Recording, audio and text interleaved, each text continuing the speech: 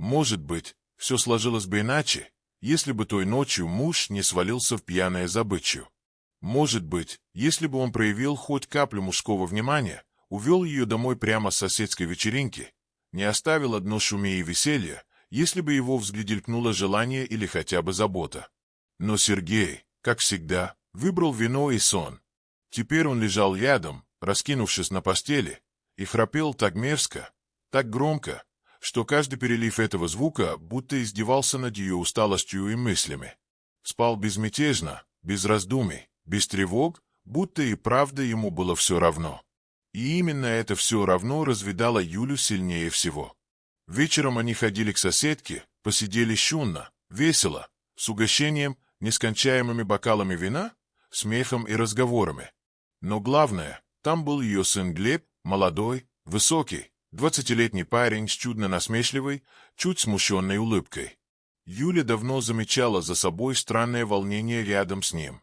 Казалось, что и он улавливал ту же искру, хотя всегда оставался вежливо отстраненным.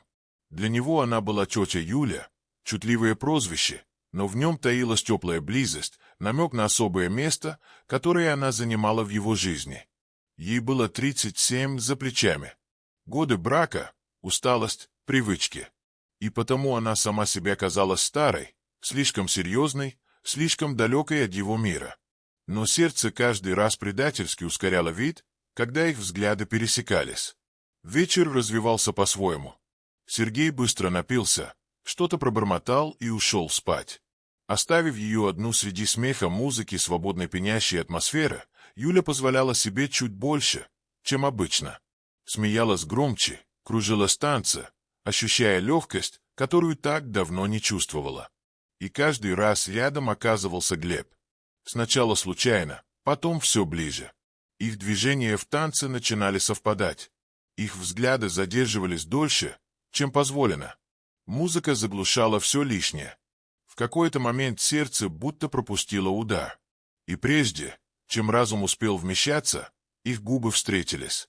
Поцелуй был коротким, но оглушительный, словно удар молнии посреди жизни. Она вовремя остановилась и вернулась домой к пьяному мужу. Неужели она вернулась, чтобы убедиться, что Сергей действительно спит? И, конечно же, он спал, храпел так громко, что окна дрожали. Юля смотрела на него со смешанными чувствами. Жалость переплеталась с раздражением.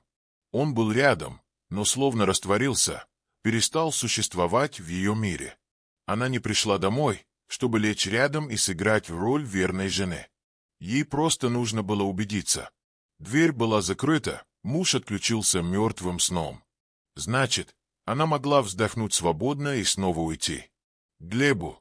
Юля чувствовала неизбежность. Напряжение, долго копившееся внутри, требовало выхода. Да, страх останавливал ее раньше. Нельзя следовать обычным правилам. Особенно страх, потому что Сергей узнает, а если узнает, то не простит. Скандал, развод, одиночество. Она все это ясно представляла. Не раз прокручивала в голове последствия и каждый раз отступала. Но сегодня что-то изменилось, что-то сломалось внутри. Теперь она не могла противиться. Ее тянуло вниз, туда, на этаж ниже, где, как она знала, ее ждал Глеб. Даже если гости ушли, даже если родители давно спали, он, вероятно, сидел бы на кухне, уткнувшись в телефон, писал ей, стирал написанное, смотрел на экран, ждал ответа. Она чувствовала это так же ясно, как биение собственного сердца. Полчаса назад они целовались, а теперь, когда она уже почти смирилась с этим, экран телефона внезапно загорелся. Писк сообщения. Юля предусмотрительно выключила его, хотя знала, что никакой звонок все равно не разбудил бы Сергея. Он спал, словно его и не было рядом. Она бросила раздраженный взгляд на храпящего мужа, и в груди у нее разлилось тепло. С того момента, как они с Глебом расстались, Юля не находила себе места. Мысли ее вернулись к его рукам, взгляду, тому поцелую, который открыл дверь в другой мир. Взяв телефон, она набрала короткий ответ. Пальцы дрожали. «Я жду тебя. Приходи. Мой крепко спит. Прошла всего пара минут. Глеб уже стоял у ее двери. Она открыла и на мгновение замерла. Она не могла скрыть своего волнения. Он смотрел на нее так пристально, словно не дышал. Ни слова не было произнесено между ними. Глеб подошел ближе, обнял ее и коснулся губ. Тьма квартиры поглотила их обои. Из соседней комнаты доносился тяжелый грохот, одновременно предостережение и странное утешение. Пока он спал, их тайна оставалась в безопасности. Но каждый новый звук напоминал ей: грань между безопасностью и опасностью слишком тонка, и нельзя терять осторожность ни на секунду. Может быть, если бы ее муж не впал в пьяный сон той же ночью. Может, если бы он забрал ее прямо с соседской вечеринки, если бы проявил хоть какой-то мужской интерес, хоть намек на внимание, если бы, черт возьми, не храпел так громко и противно, с припевком, словно нарочно издеваясь над ее усталостью и мыслями, Сергей бы спал спокойно. Ему было все равно.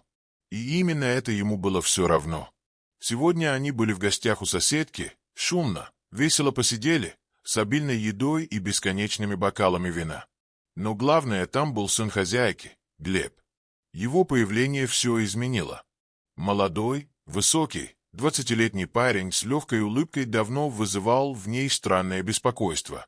Кажется, он чувствовал то же самое, но отношения никак не складывались. Джули было 37. Постарше, взрослее, более нужная женщина с привычной усталостью в глазах. Для него она была тетой Юлей, что казалось шуткой, но на самом деле было легким намеком на ее особое место в его жизни. Но сердце его начинало биться чаще каждый раз, когда их вечер складывался по-своему. Сергей быстро напился, что-то пробормотал и лег спать. А старик остался один на один с музыкой, смехом и затихающими разговорами. Вечеринка набирала обороты. Кто-то уже танцевал, другие затевали игривые игры. Атмосфера становилась все более непринужденной и непринужденной. Юля позволяла себе больше обычного, больше, чем подобает замужней женщине. Она смеялась, танцевала, кружилась под музыку, а Глеб не отходил от нее ни на шаг. Их движения становились все ближе, а взгляды все ближе, пока музыка не заглушала все лишнее. Взгляды задержались, сердце ёкнуло, и прежде чем она успела подумать о чем-то другом, они поцеловались, но она вовремя остановилась и пошла домой к пьяному мужу. Анализ крови подтвердил, что Сергей действительно спит. И, конечно же, он спал. Он храпел так же громко, с теми же отвратительными ритмами. Юля смотрела на него со смесью жалости и раздражения. Он был рядом, и в то же время его не было. Она пришла домой не для того, чтобы лечь рядом или сыграть роль верной жены. Она вернулась лишь для того, чтобы убедиться.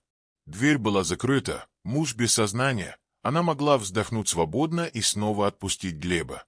Женская интуиция подсказывала ей, что это неизбежно. Она знала, что рано или поздно между ними что-то произойдет. Возможно, это случилось бы раньше, если бы не вечные причины отказываться. Теперь муж рядом, теперь правила. Вбитые в голову с детства, теперь страх. Самый большой страх — быть пойманной. Что будет, если Сергей узнает? А он обязательно узнает. Он никогда не простит. Юля была в этом уверена, а это означало скандал, развод, только в одиночестве. Она все знала. Она 100 раз прокручивала в голове возможные последствия и каждый раз отступала. Но теперь все изменилось. Теперь что-то внутри сломалось. Словно она больше не могла этого выносить.